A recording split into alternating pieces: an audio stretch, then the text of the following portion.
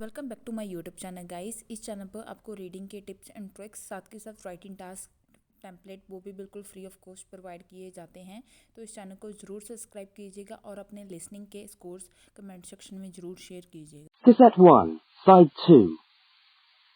Practice Test 2. You will hear a number of different recordings, and you will have to answer questions on what you hear.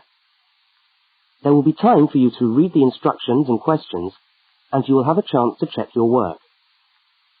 All the recordings will be played once only. The test is in 4 sections. Write all your answers in the listening question booklet. At the end of the test, you will be given 10 minutes to transfer your answers to an answer sheet. Now turn to section 1 of your question booklet.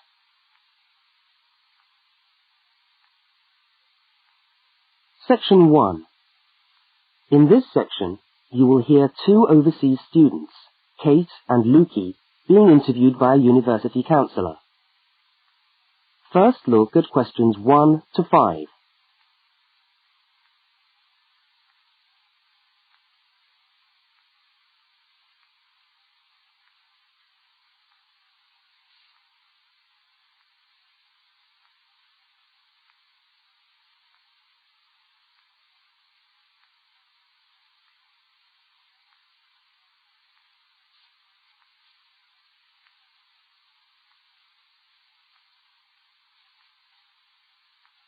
You will see that there is an example which has been done for you.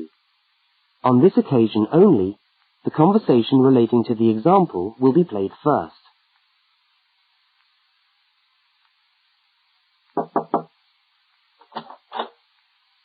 Hi there, Kate. Come on in. How are you today? Fine, thanks. Hi, Lukey. How's things? Okay.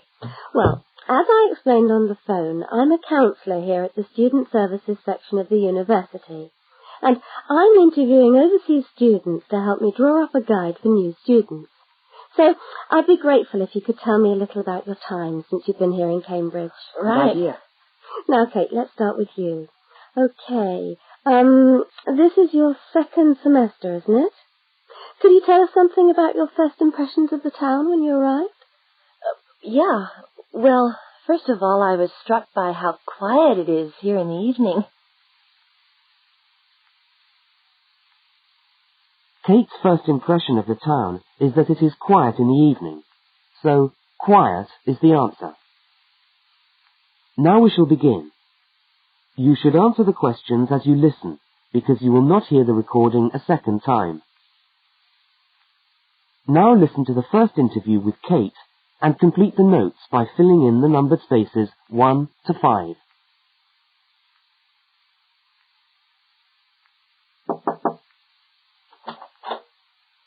Hi there, Kate. Come on in. How are you today? Fine, thanks. Hi, Lukey. How's things? Okay. Well, as I explained on the phone, I'm a counsellor here at the Student Services section of the university. And I'm interviewing overseas students to help me draw up a guide for new students. So I'd be grateful if you could tell me a little about your time since you've been here in Cambridge. Right. Good idea. Now, Kate, let's start with you. Okay. This is your second semester, isn't it? Could you tell us something about your first impressions of the town when you arrived? Yeah. Well, first of all, I was struck by how quiet it is here in the evening. Yeah, I suppose Cambridge is a quiet place. Where did you live when you first arrived? Well, I went straight into student accommodation. It was a kind of student hostel. Ah, right. So, you didn't have to worry about doing your own cooking or anything like that? No, but sometimes I wished I had.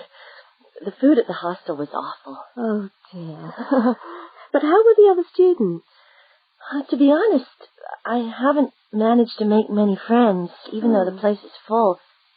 People seem to keep to themselves. They're not really very friendly. Oh, I'm sorry to hear that. Well, what about the actual course? You're studying, I'm doing a master's by coursework in environmental studies. Oh, right. And how are you finding that? Yeah, well, it's been pretty good, really. I've enjoyed the course, but I feel there hasn't been enough contact with the lecturers. Oh. They all seem to be incredibly busy. The only chance I've really had to talk to them was on the field trip. Well, that's no good. Mm-mm. Could anything be done to improve the course, in your opinion? Well, I think it would be helpful to have meetings with lecturers on the course. Say, once a fortnight. Something like that. Regular meetings. Uh-huh. Yes, that could certainly help. Now, Kate, we'll come back to you in a minute, but I'd just like to ask Lukey some questions. Before they continue the interview, look at questions 6 to 10.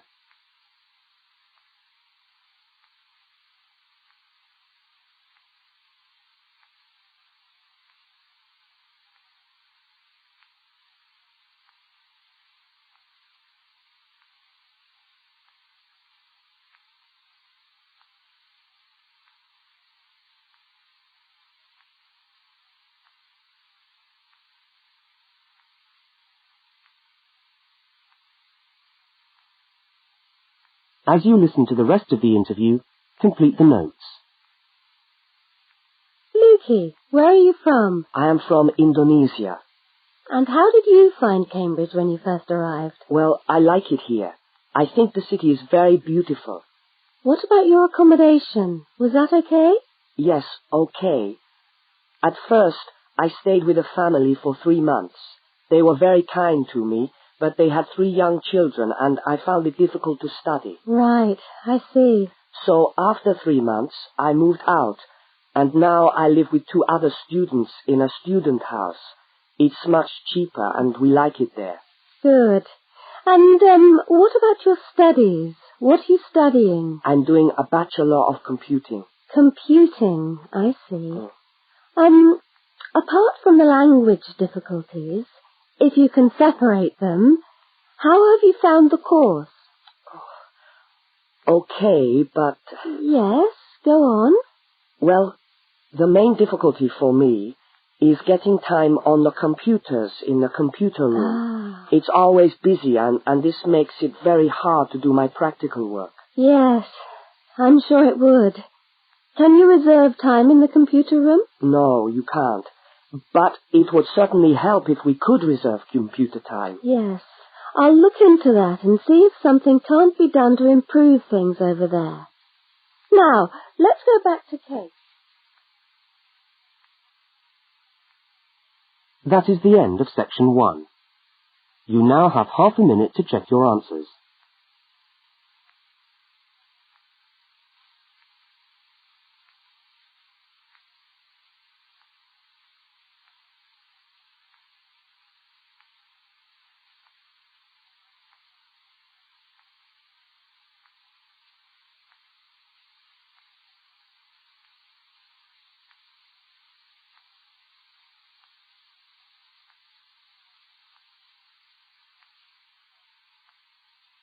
Now turn to section 2.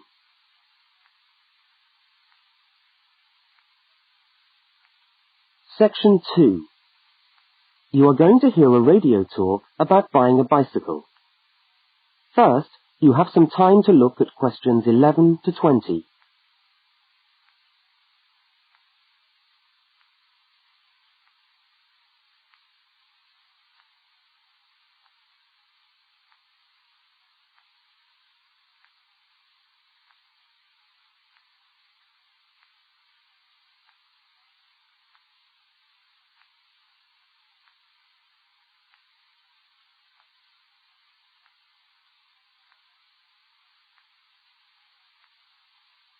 Now listen to the first part of the talk and complete the notes by filling in the numbered spaces 11 to 20. Well, last week we talked about buying camping equipment, and today I'd like to talk to you about buying a bicycle. A simple enough exercise, you might imagine, but there are lots of things to look out for to make sure you get the best deal for your money. Well, the range of bicycles is enormous. There are racing bikes, touring bikes, mountain bikes, or just plain ordinary bikes for riding round town. They vary enormously in 2 basic ways: price and quality. This means that the choice you make will probably be determined by the amount of money you want to pay, your own personal needs, what is actually available, or a compromise of all 3 things. However, in broad terms, you can spend anything from $50 to $2,000 on a bike, so you'll need to know what you're looking for. Single-speed cycles, that is bikes with no gears, are really only suited to short, casual rides. Their attraction is their simplicity and reliability. After years of neglect, they still manage to function, though not always too efficiently. If it's basic transport you're after, then you can't go wrong. 3-speed cycles, on the other hand, are all that is really necessary for most town riding, going to the shops and things like that. Like the single-speed bike, they're simple and reliable. If you are going to be going up and down lots of hills, then you'll probably want something more efficient. 5 and 10-speed bicycles are best suited to riding over long distances or hilly terrain and to serious touring. So if it's serious touring you're interested in, get a 5 or 10-speed bike. However, it's worth remembering that the difference in price between a 5 and 10-speed cycle is usually very little, and so it's well worth paying that little bit extra to get the 10-speed one. So I would tend to recommend the 10-speed bike as the price is similar. However, you'll be getting better quality components. Now the next thing we need to look at is size. Buying a cycle is like buying clothes. First of all, you find the right size, and then you try it on to see if it fits. Contrary to what you might imagine, the size of the cycle is not determined by the size of the wheels, except in children's cycles, but by the size of the frame.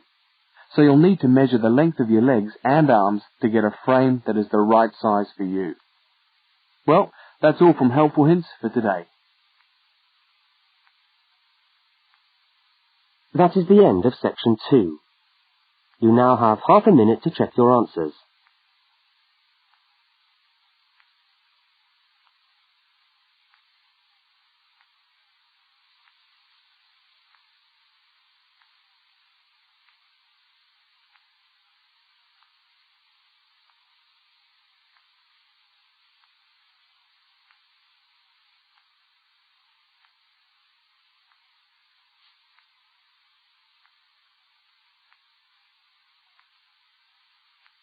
Now turn to section 3.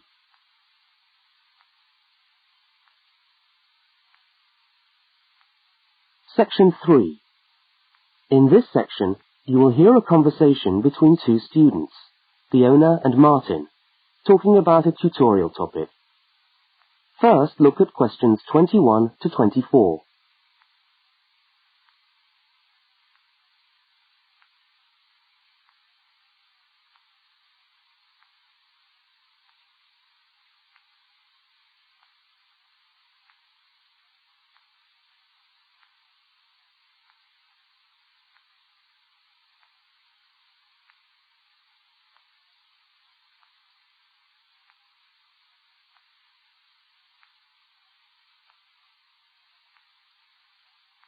Now listen and answer questions 21 to 24. Hi there, Martin. How are you going with your Australian Studies tutorial paper? Oh, good. I finished it, actually. Lucky you. What did you do it on? I'm still trying to find an interesting topic. Well, after some consideration, I decided to look at the history of banana growing in Australia. Banana growing? Yeah, banana growing. Fascinating, I'm sure. Well, it's not as boring as you'd think. And I wanted to tie it into the work I've been doing on primary industries and the economy. Anyway, I bet there are a few things you didn't know about bananas. Such as? Such as the fact that bananas were among the first plants ever to be domesticated. Oh, really? Yeah, they're an extremely nourishing food. I suppose you're going to tell me the whole history of banana growing now, aren't you? Well, it'll be a good practice run for my tutorial next week. I'll do the same for you sometime. Okay, fire away. So where were these bananas first domesticated? According to my research, the Cavendish banana, which is a type of banana, and the first type to be cultivated here, actually originated in China, but they had a fairly roundabout route before they got to Australia. You mean they didn't go straight from China to Australia? No, they didn't. It seems that in 1826, bananas were taken from South China to England. I suppose they'd have made a welcome addition to the English diet. Yes, I'm sure. Well, apparently there was an English duke who was particularly fond of bananas, and he used to cultivate them in his hothouse, which is where you have to grow them in England, of course, because of the cool climate. and they became quite popular in the UK. So he was the one responsible for cultivating the Cavendish banana, which was then introduced into Australia. I see, and we've been growing them ever since. Yeah. Now look at questions 25 to 32.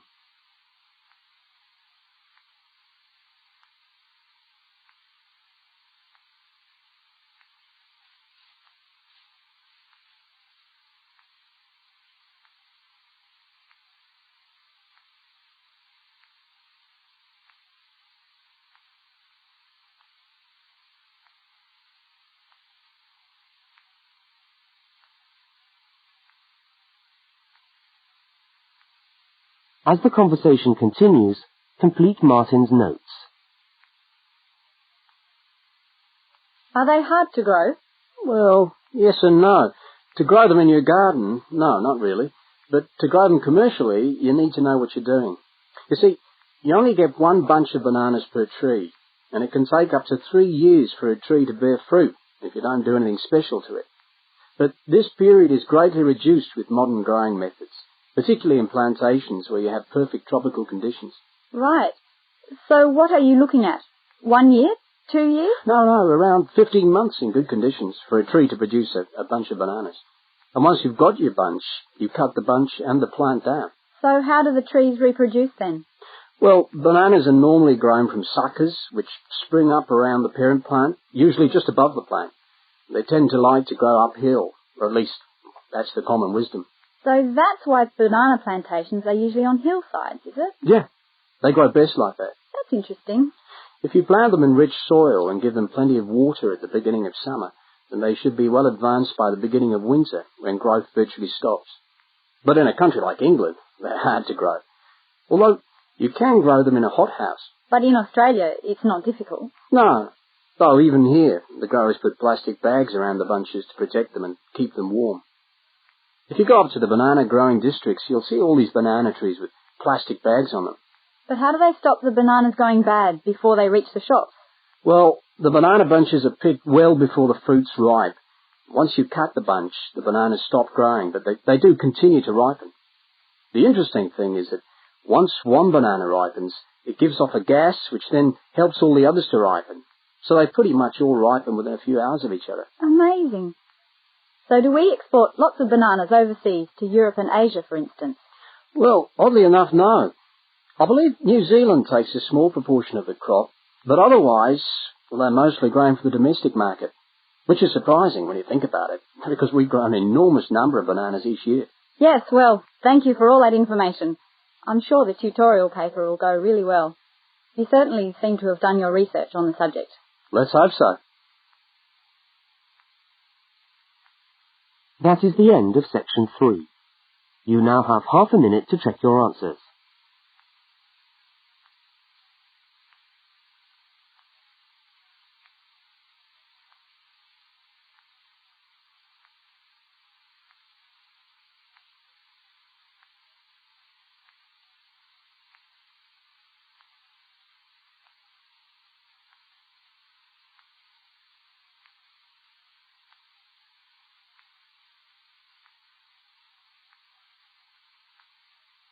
Now turn to section 4.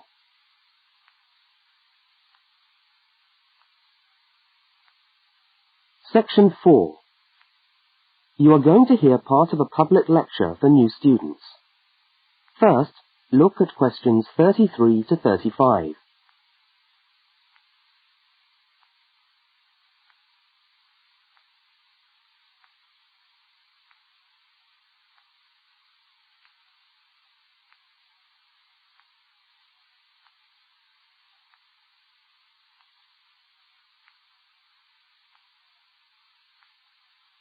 Now listen and answer questions 33 to 35.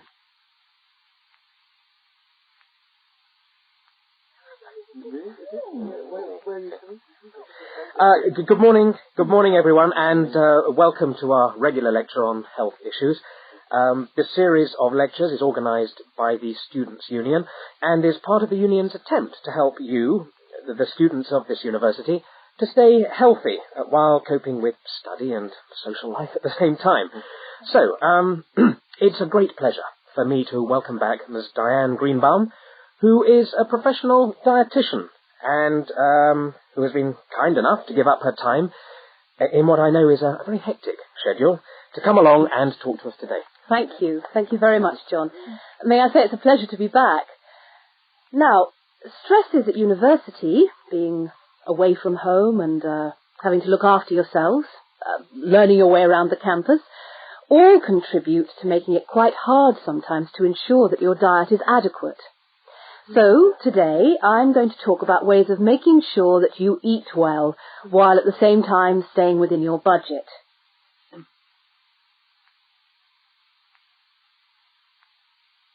Now look at questions 36 to 41.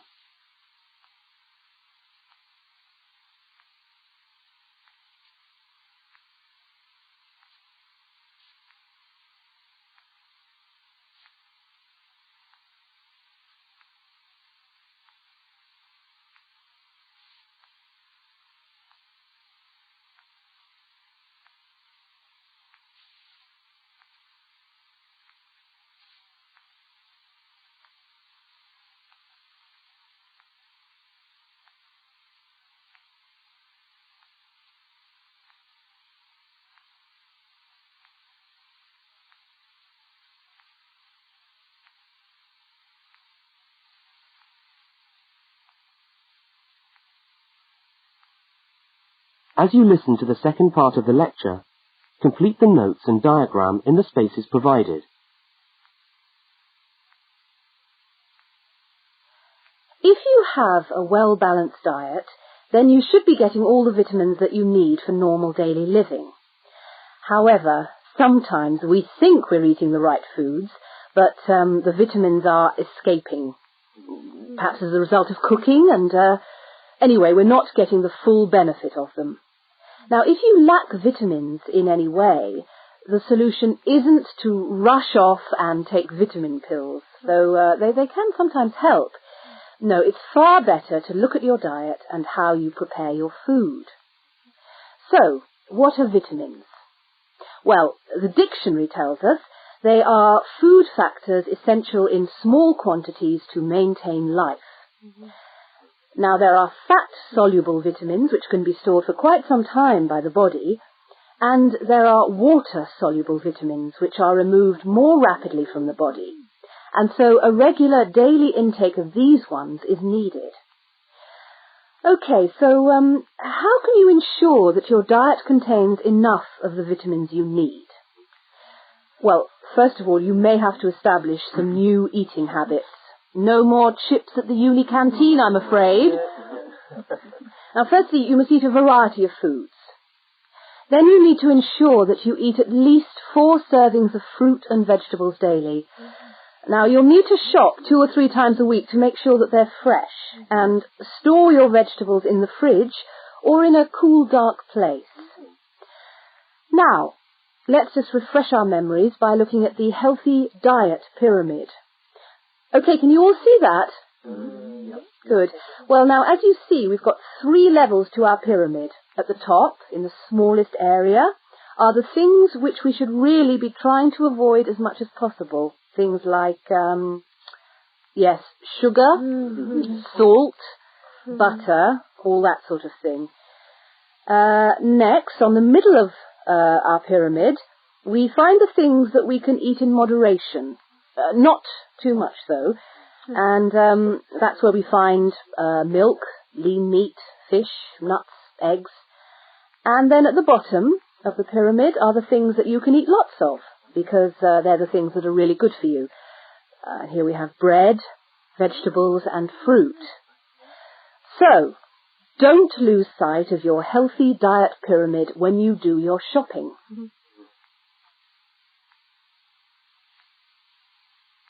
That is the end of section 4. You now have half a minute to check your answers.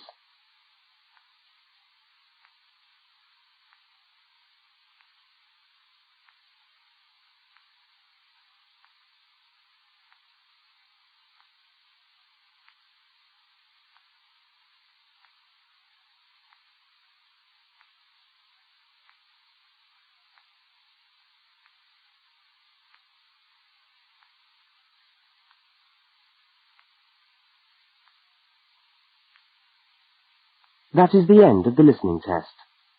You now have 10 minutes to transfer your answers to the listening answer sheet.